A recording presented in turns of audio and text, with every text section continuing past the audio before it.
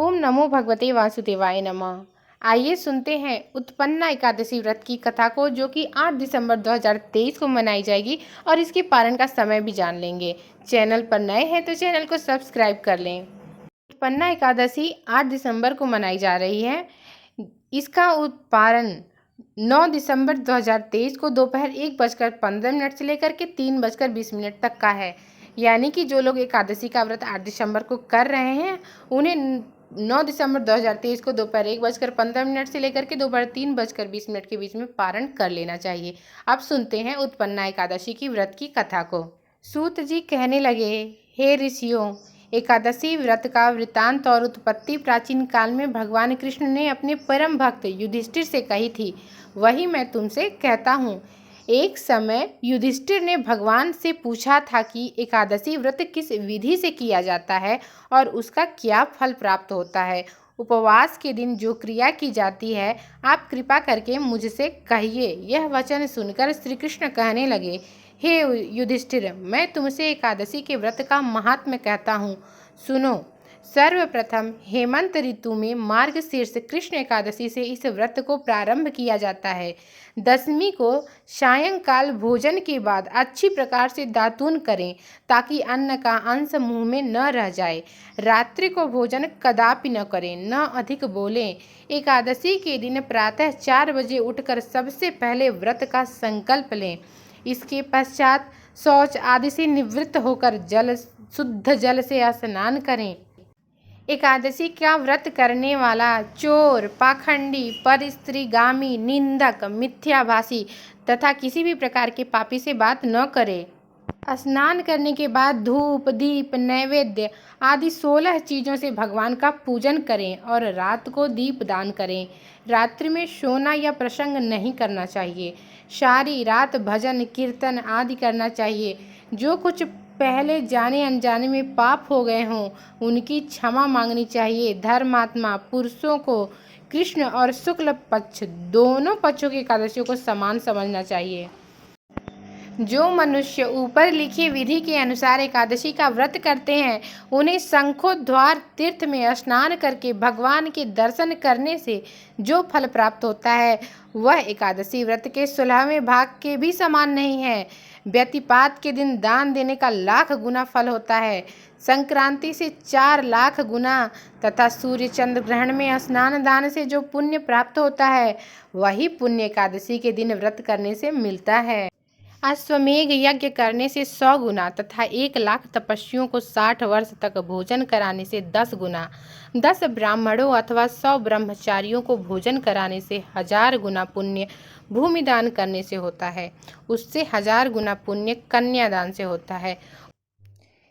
इससे भी 10 गुना पुण्य विद्या दान करने से होता है। विद्या दान से 10 गुना पुण्य भूखे को भोजन कराने से होता है।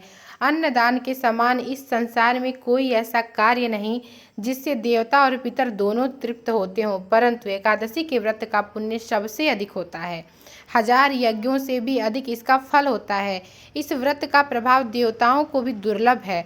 रात्रि को भोजन करने वाले को उपवास का आधा फल मिलता है और दिन में एक बार भोजन करने वाले को भी आधा ही फल प्राप्त होता है, जबकि निर्जल व्रत रखने वाले का महात्म्य तो देवता भी वर्णन नहीं कर सकते।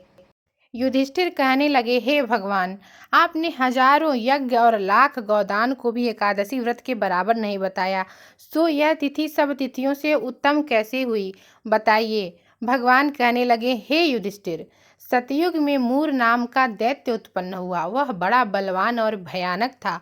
उस प्रचंड दैत्य ने इंद्र, आदित्य, वसु, वायु, अग्नि आदि सभी देवताओं को पराजित करके भगा दिया। तब इंद्र सहित सभी देवताओं ने भयभीत होकर भगवान शिव से सारा वृतांत कहा और बोले, हे कैलाशपति, मूर दैत्य से भयभीत होकर सब देवता मृत्युलोक में फिर रहे हैं।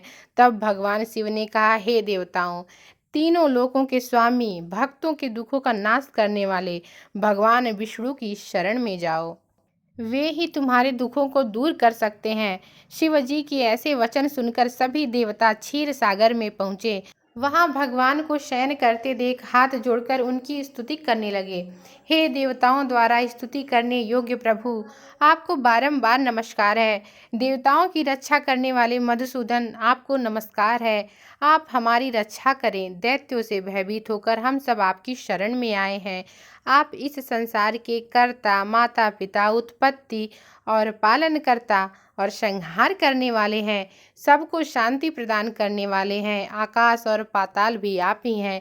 सबके पितामह ब्रह्मा, सूर्य, चंद्र, अग्नि, सामग्री, होम, आहुति, मंत्र, तंत्र, जप, यजमान, यज्ञ, कर्म, कर्ता, भोक्ता भी आप ही हैं। आप सर्वव्यापक हैं। आपके सिवा तीनों लोकों में चर तथा अचर कुछ भी नहीं है। देवताओं के यह वचन सुनकर भगवान विष्णु ने कहा, हे देवताओं, मैं शीघ्र ही उसका संहार करूंगा। तुम चंद्रावती नगरी जाओ। इस प्रकार कहकर भगवान सहित सभी देवताओं ने चंद्रावती नगरी की ओर प्रस्थान किया। उस समय दैत्य मूर सेना सहित युद्ध भूमि में गरज रहा था।